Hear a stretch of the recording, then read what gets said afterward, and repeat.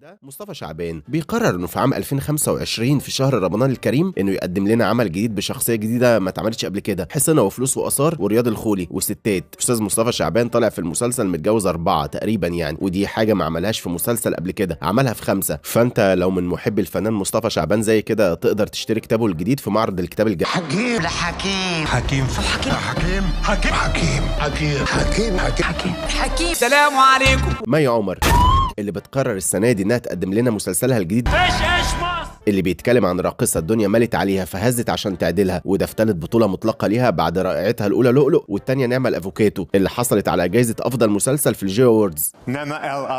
واللي سلم لها الجائزه كان الكاتب الامريكي جورج ساندرز في حضور كل من ماثيو ماكوني اللي حصل على الاوسكار مره وانتوني هوبكنز اللي حصل عليها مرتين، واللي انبهر جدا اول ما شاف المسلسل. أطالب ببراءة المتهم مما هو منسوب إليه، عدم توافر أركان الجريمة محل الدعوة. ثانياً كيدية الاتهام وتلفيقه وفقاً لما ورد نفسك تبقى قوي؟ عايز تقلع بسبب ومن غير سبب؟ عايز تضرب أهل الحتة وفي نفس الوقت تبقى حنين مع أهل الحتة؟ بطل يا بطل. عايز كل الستات يموتوا في دباديبك؟ عايز تبقى ترند رقم 1؟ دي سهلة، ممكن ب5000 جنيه أي شركة تعملها لك، لكن الباقي مش سهل. طب والحل إيه؟ بسكويت عضمضم هيخليك وحش جسور. ده عليا زي الرجالة. كلك تستوستيرون. بسكويت عضمضم هتضرب الكل. من الأخوة اللي بعديها افرض يا شامة أعمل حاجة جديدة قلع هدومه وعيط بين واحده وخلى اخوه يكرهه، ضرب ناس كتير وجاب احمد زاهر. الله، بغض النظر عن بشرى بتعمل ايه في المسلسل واحمد رزق عامل كده ليه، بس مسلسلات شبابيه كتيره بتتعرض رمضان ده، ولاد الشمس و80 باكو. وبغض النظر يعني ان اخر مره هدى المفتي عملت دور شعبي ندمت احمد السبكي انه انتج الفيلم. مسلسل شهاده معامله اطفال بيحكي عن واحد دخل في غيبوبه سنه 2005 فاق منها سنه 2025. ان انت عايز تركب الترند. انا مش عارف هو كام راكب، ولو انت كمان تيجي تركب معانا. ايه بودكاست ده؟ ايه الاي اي ده؟ انا اسمي عبد الستار الكف، 3600 شهاده معامله اطفال.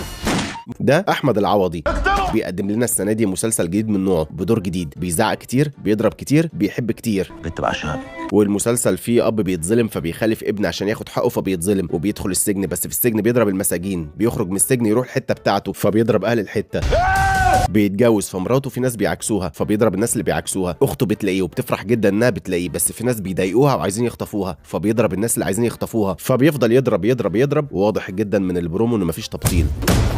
شباب امرأة للي ما يعرفش يعني بيتكلم عن شكري سرحان الفلاح اللي جاي من القرية عشان يبات فوق سطح في منطقة شعبية لأن حالته المادية صعبة، فأي حد يشوف الفيلم يعرف على طول إنه فلاح، بالظبط زي يوسف عمر اللي عامل نفس الدور في المسلسل، أقل فلاح في الجونة. تخيلوا ده الأوتفيت بتاع واحد ساكن في أوضة على السطح، وأنت ممكن ما تبقاش عارف إن شادية كانت موجودة في الفيلم الأصلي، ففي المسلسل بقى داليا شوقي هي اللي عاملة دورها. بجد إزاي شبه بعض كده؟ يا اللي وريت الفؤاد أيام أليمة، أنت والفؤاد على الجزمة القديمة.